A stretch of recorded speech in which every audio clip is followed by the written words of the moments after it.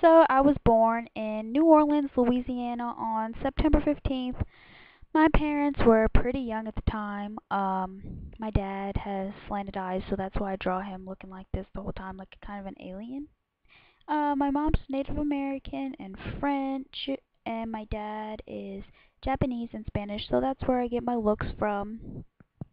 Then 4 years later, my little brother was born. He had a whole bunch of hair, big old ears, slanted eyes, and yellow skin, and his name was Trevor. And it was just the happiest time ever to be a big sister.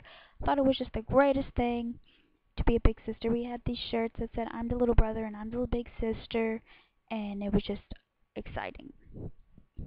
Well, then, we lived in this house, and this was a nice house. I loved it because we had a pool, and we had a little clubhouse with a sandbox, and we had swing sets, and it was just an amazing house to live in at that age. Well, then it came time for preschool, and preschool sucked, and I was so sad, and I cried all the time because I missed my mom, and I was shy and didn't like people, but actually had short boy hair because mom didn't want me to get lice, and people didn't know if I was a boy or a girl or what, so it made me so mad that they didn't know I was a girl. So preschool didn't really work out, and my mom took me out of it and kept me home with her, and I was so happy. And then my first day of kindergarten, they couldn't find me at the end of the day, and it turns out that I was crying on a bench in the office because I was sad and shy, and I didn't like school, and I wasn't used to leaving my mom, and really just terrible. School was not for me at this time. And my mom decided that if she worked at the school, then maybe it would be better for me because she would be there with me, and it definitely was, and it helped me a lot that she worked there. And then we moved from my house that I loved so much to this bigger house that I didn't like so much whenever we first moved in there because it wasn't my little house that I was used to. And I just kept saying, "This isn't my house. This isn't my house." But I just had to get used to the fact that this was my house and we weren't going back to the old house. So then I remember going to this babysitter all the time, Miss Viola. She had a whole bunch of kids, and she would all just make us sit on this carpet rug and watch PBS TV. And that's all we did. It was so boring. But I did look forward to it when she would feed us because she gave me vanilla wafers and cut up hot dogs and macaroni and cheese. So that was the only time I was really happy over there. Couldn't wait to eat when I was over there. And then everything seemed okay, school was okay, but then things were not okay because I found out that my parents were getting a divorce. And I wasn't really supposed to find out like I did, but they were talking about it, and I don't know why, but I was under the table listening secretly, and I was just crying my little eyes out, and I didn't really know what they were saying, it was adult talk, but I just knew it wasn't really good. And then I remember my mom, she was moving out, and they were asking me, who do you want to live with, your mom or your dad? And I didn't want to answer that. I wanted to live with both of them. I was so confused. But I ended up, just choosing my mom. And I went to go live with her. And on the long road to her house, I fell asleep. And I wake up, and I'm on this sofa, sleeping, in a place I don't know. And I'm just like, where am I? And then my mom tells me, "You're at my new house," and my new house happens to just be in Mississippi. And I was so confused, and I was just like, what? Where is my dad? Like, what is going on? But, whatever, I adjusted. And a few years later, my mom got pregnant again, and my other brother was born, Taylor, and he was all red and shrivelly, with no hair, really. I remember one time I was holding Taylor up in the air, like you do, babies, airplane. And then a whole glob of spit just came into my mouth, and I was just so disgusted. I was screaming and never held Taylor ever again. No, just kidding. Of course I held him again, but it was just traumatizing. And then we visited a lot, Mississippi to Louisiana, because my dad lived in Louisiana. But then we ended up just living permanently in Louisiana again, and I was so happy. And school wasn't that bad anymore because I got to be reunited with my friend Jasmine, and we became really close. We became best friends forever, and yeah, it was just wonderful. And we're still friends, best friends today. And then middle school happened, and middle school just really sucked. People from elementary school, they just did not seem like the same people. Like, what happens in middle school? And even though I had my best friend there with me, it did not change the fact that it still freaking sucked so bad. Um, and it was just full of these mean people, and it was just terrible. Oh my Jesus! And then there would be people that would just curse you out in the lunch line, just be cursing you out. You don't even know them, they're just cursing you out of stupid stuff and yelling at you, and everyone's skipping you in the lunch line because you look small and shy. And I would just be lost all the time, never knowing where I'm going, be confused, be late for class. There'd be fights every day, in the hallway, in the way home from school, just walking. There is a fight happening right in front of you, and that's just scary. And I just really dreaded going to school every day then, and I just cried every day. Didn't feel safe there, and I guess I'm just a person that cries when it comes to school. So I changed schools. I went to a different middle school, and my best friend Jasmine actually changed schools and went to that school with me too, because she didn't want to stay at that school without me being there with her. So we went to another school, and it was actually okay. It was better. And then in 7th grade, Hurricane Katrina hit, and everybody evacuated, of course. And then we get back to school, and everybody's there, but Jasmine's not there. And I'm like, where is my best friend? Like, where is she? Turns out she evacuated and was not coming back, and she was living in Texas. So that was just dandy, and I was real sad about that. And then my dad got remarried to this woman named Tesha, and she had a daughter named Lacey, and she had really long hair, and I really liked her because she was like a friend that I didn't have to ask to come over. She was just always around because she was my stepsister. So it was awesome.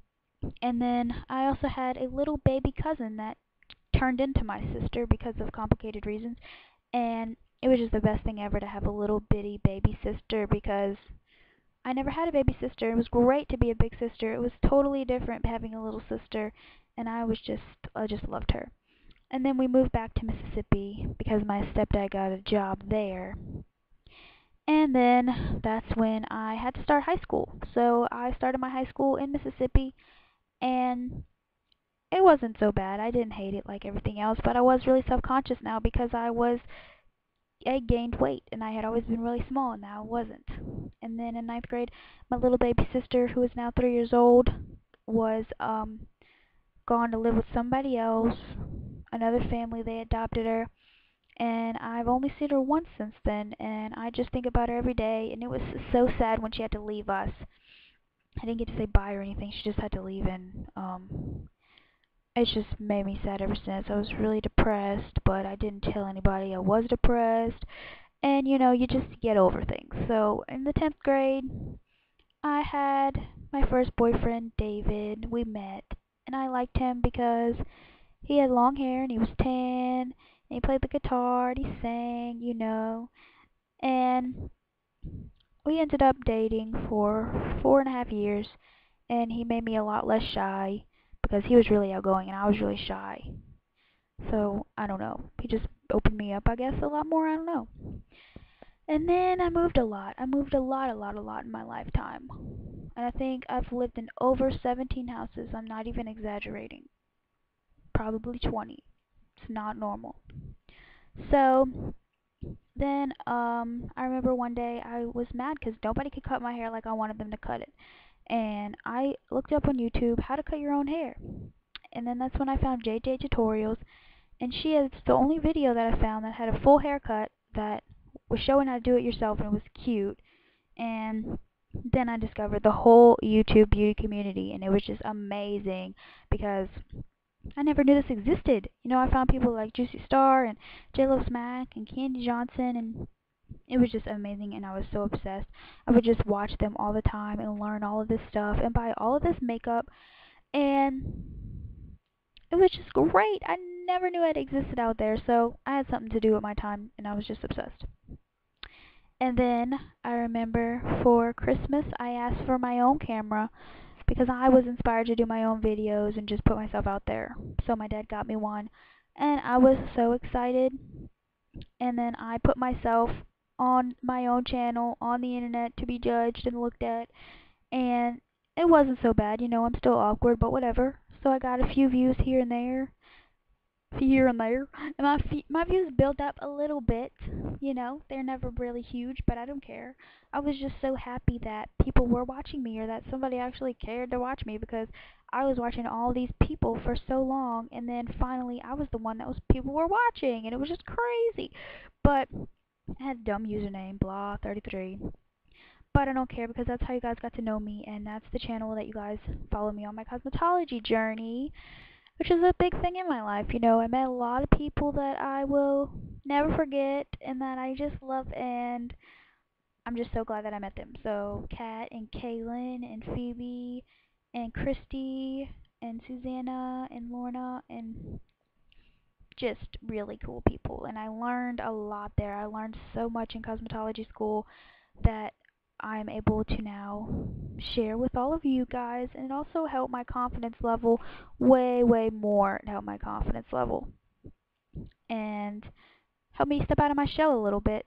And my new channel now is this one, Tabitha Lynn 9150, because I wanted to start all over with my new camera or whatever.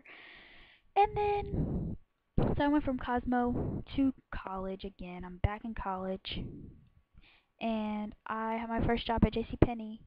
Had to deal with all the rude people of retail.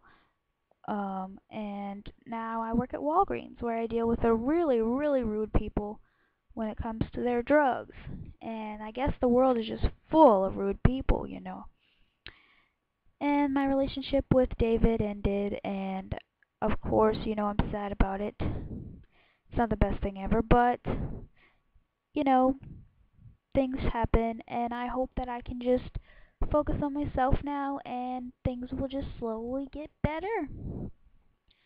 And now it is April 2013, and life is just current life right now. And it can be full of questions, or it can just suck, or it can be happy and exciting. Both, actually. And I don't know where I'm going to end up. New York, LA, Europe, Australia, but I know wherever I go that you guys are going to be there with me, because I'm going to take you there with me and make videos. I know I don't have a million subscribers. I probably only have like a 312, but it doesn't even matter, because that's enough. And I know that you guys support me and actually, I don't know, care. You've shown that you've cared to me, and I don't know how long I'm going to do YouTube. Right now I'm 19, maybe till I'm 30 or over 30, I don't know. I just don't see myself stopping anytime soon. But I just always remember my tattoo, this too shall pass. Everything's gonna pass. So just appreciate everyone in your life, appreciate everything, because it's not always gonna be there. And also, hard times are gonna pass. They're not always gonna be there. And everything is gonna be okay in the end. And I learned that in life, in this Draw My Life. So, even though your life can just sometimes really suck and you just hate it, just remember that things are going to get better, because life has so much to offer to you, and you can do anything you want to do that you want to do. So just do it and embrace it. This world is full of so much. You don't want to just not do it. Imagine what you could do if you knew you couldn't fail, like really. So you can work towards your goals just every single day. And look at me, sounding like a motivational cheesy speaker. But I know I have so much of my life left, but I want to thank all of you that have been in it, and I don't know what I would do without you.